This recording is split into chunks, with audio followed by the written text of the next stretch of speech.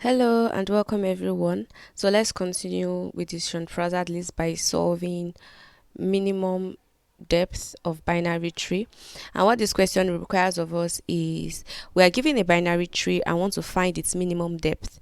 The minimum depth is the number of nodes along the shortest path from the root node down to the nearest leaf node, and we are told that the leaf node is a node without children. So we have 9, we have 15, we have 7. Those are leaf nodes, and the shortest path would be the minimum depth will be the shortest path from the root node here down to any of the leaf nodes. And as we can see from this problem, the leaf node is the shortest path is clearly 2, because this is the minimum depth 3 to 9, just two parts. We have 1 and we have 2. So how do we go about solving this? If you recall, in the last video, which was coincidentally yesterday, talked about the different ways to traverse a binary tree. And if you've not seen that video, I'll link it somewhere in the cards. The different ways to traverse a binary tree, and we said that one of the ways is the breadth first search and the depth first search. And if you recall from the explanation, breadth first search means that we are traversing the binary tree in order. It's also called the level order traversal, whereby we are going from we are traversing the first level of the tree, we are going to the next level in the tree, then the final level in the tree, or as many levels as there are, basically. So that is what a breadth first search is. We are traversing the tree in order. But with a depth first search, we are traversing the tree. We are taking from the root node, we are traversing each tree down to its depth, to wherever it stops, and then after exhausting that path, we will then visit other possible paths, right? That is what a depth first search is. Basically, like we are taking the depth first before we are spreading. Basically, a breadth first search kind of like feels like, we are making this wild search, but with a depth first search, it feels like you are making this deep search. And recall that I also said that one of the major decisions that you would need to make when solving a binary tree problem is what traversal method is most appropriate to solving that question, because all of binary trees problem would always require a traversal for manipulating the data, because that is how you can access the nodes and the elements in the tree. And to traverse, you can traverse the binary first search, breadth first search, or the depth first search. Now, the after learning these two techniques slash algorithms slash strategy of solving a binary tree problem, now your question is, how do I know what traversal to use at what appropriate for the appropriate question? And this answer will jump out at you as you start to read and practice more questions. This question we solved yesterday had to do with we basically wanted to find the average of elements at every node, right? That we wanted to find the average element at every level. It just made sense to use the binary first search, because the binary first search is clearly used to traverse the tree at every level, and we wanted to find the average at every level. Now, for this problem, we want to find the minimum depth, just to repeat that, we want to find the minimum depth of the binary tree, right? So we want to find the depth, the shortest depth, really. And we know that when using the depth first search, it's kind of like goes from the roots. If it picks a path, let's say we pick the right path first, it goes down to the last node and it can't go anymore. Then it checks, are there other paths? Yes, there are. So it goes again to the last part. Okay, then it goes again to the last part, right? This is how a depth first search works. It traverses each path in depth. Now, why don't we take advantage of this technique and find the shortest path? So we know that depth first search is going to traverse down the whatever path it's on. So why don't you just take the count of all of the nodes or the height of that particular depth, right? So we know that, okay, this is 3. We count, we see that this is 3. Then we count, this is 2, and we just return the minimum depth we just return the minimum depth of the traversals. So that is what we are going to do. So I wrote an algorithm that we are going to follow when approaching this problem. And let me draw the tree quickly, and oh, it looks like the tree. Um, okay, so we have 3, we have 9, we have 20, we have 15, and we have 7. All right, so we already know that we want to traverse this node. We know that we want to run a depth first search where we take the longest part, not really the longest part, but take each path in depth, right? But the way a tree is structured, each path is not just going to go straight down. Each path is either leading to the left or to the right node. Like we can clearly see from this root node, it's either going to the left, it's going to the right. Its child is either going to the left, to the right, or it's going nowhere. Now we are going to traverse with that edge case, or with that knowledge in mind, that we are going to the left or to the right path. And for each path that we take, we want to check the minimum depth. So what is going to be our base case? Our base case is that if there is no root, like what is the smallest case that we can have? And the smallest case is that we have no root. We are given a root and the root is null, in which case we are going to return 0. Or we have a leaf root, and we saw from our example that a leaf root is a root that has no children. Like 9 is a leaf root, right? So we know that, okay, if we encounter a leaf root, we want to return 1. But what if we are not encountering a leaf root?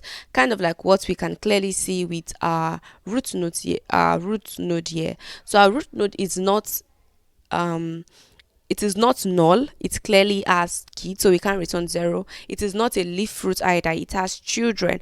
So now we want to traverse down the left path and traverse down the right path. And because we are going to be using the call stack, we can run this concurrently using recursion, right? Recursion is basically a function that calls itself, and under the hood, recursion uses the call stack data structure. With the breadth first search, we use the queue data structure to store the values in our tree. But with a depth first search, we are storing the values in a stack data structure, last in first out. And since the system, it is inbuilt in our system already has the call stack, so just be taking advantage of that. But in case that confuses you, let's backtrack a bit and try to find ourselves with the algorithm. So we can clearly see that there is no leaf root. This is not a leaf root. There is a right root and there is a left root. So we want to traverse down the left root, and we can see from the left that our left root now turns out to be a leaf root. So our left root is going to return a 1. So we have a 1 here. Take note of this. I've written it down. Take note of it. Then we want to traverse down our right node, and we can see from our algorithm that if there's no right root, traverse the left node. There is clearly a right root and a left root, so we also want to traverse down both paths again, because this is similar, just as if this is a root again, so we can easily traverse its left and its right node. So we traverse its right node. The right node turns out to be a leaf, so we return 1. The left node turns out to be a leaf, so we return 1. The right node is also a leaf, so we return 1. Now what do we want to do here? We want to return the minimum of these two. Once we have a case whereby we have two answers, we want to return 1 plus the minimum, and that should have been included in the algorithm. We want to include 1 plus the minimum of the left or the right node, right? So we have the left node here, it's bubbling up to 1. The right node is bubbling up to 1. The minimum between them is 1. So 1 plus 1 is clearly 2. This is going to result in 2. And now we also know that 2, now this left or this right hand node is returning a 2, right? So we also want to compare. We've gotten to this point, we also have to compare what is the minimum between the left node and the right node, and the left node is clearly 1, so we want to return 1. And remember our return function here says 1 plus 1, so our smallest node is 2. And I'm just going to give us some room and go over this analogy again so that it is clear. We want to traverse down to where our smallest base case, and our smallest base case is 0 or nothing, or 0 or 1 rather. We have 1 here, our leaf node, it returns 1, so we return a 1 here.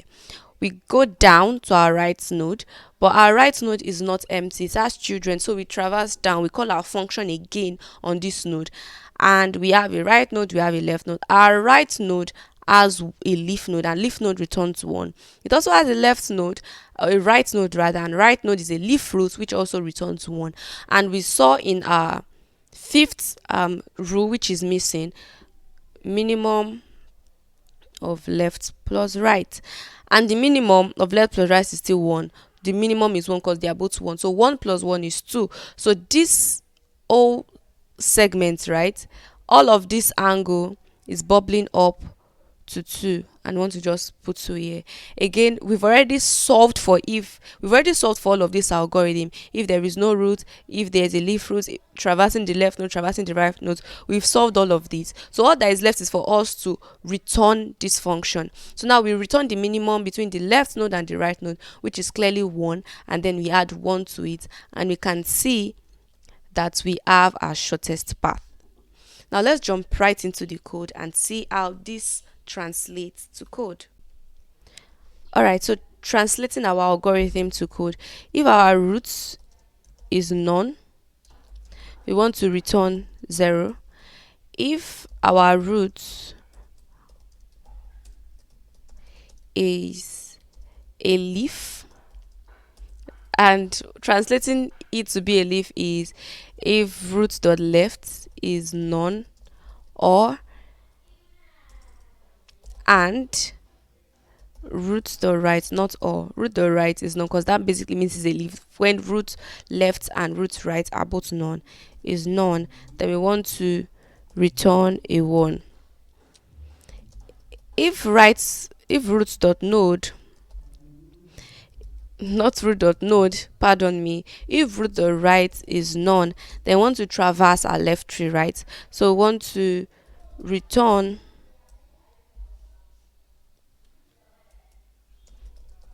our right depth plus 1. And our right depth, just to define this, our right depth is basically just going to be us calling these functions again, like self-calling the function. That's going to be self.mean_depth. This is how we call function. The function is mean depth, and it's going to be root.right. And since we are here, we might as well just define our left depth. So this is basically just calling the function on itself. I don't want this to be that long because this might as well just replace this, right? So I'm calling the function on the left node. We're calling the function on the left node and calling the same function on the right node. We're basically calling the function on itself. This is recursive, right? And if root the left is none,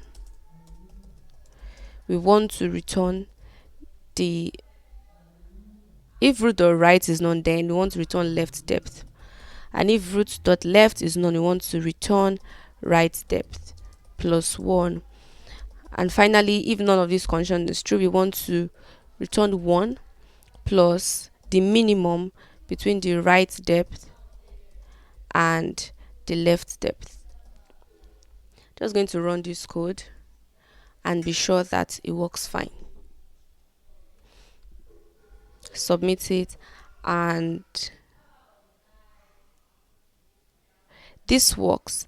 Now the time complexity of this is going to be O of n, because we can traverse as much as the length, as much as the given input, as much as the height of a tree. That's, I think, is O of h for binary trees, since it's like height. And for the space complexity is also linear space complexity, because we are using a recursion, we are using a recursive function, and recursion uses the call stack under the hood. So let's write some JavaScript code. So this is basically going to be the same thing that we did in the code walkthrough, the Python code. If our root doesn't exist, which is our base case. I want to check if our root is null. Then we are just going to go ahead and return 0. If we have a root node where the right child is null and the left child is also null, then we are going to go ahead and return 1. Then if the right child is null, we want to go ahead and traverse our left child, right? So we want to return a 1, which will serve as the root node plus whatever we get from digging deep into the left node. Then we also want to run the same for our left node, right? To check if that is null, then we're just going to once again return the in-depth traversal of the right child. I hope I've not made any silly typos. Then finally we want to return 1 plus the minimum value that we get from running the search on either the right child or the left child. Is going to run this and check it out together because I have not tested that at all. Alright, thank you so much for watching. Do subscribe if you are not yet subscribed. Give this video a thumbs up if it was in any way helpful. If you have anything you want to complain, ask or anything, do feel free to leave a comment. I'll be more than glad to address it and receive your feedback, and I'll see you in the next video. Thank you for watching.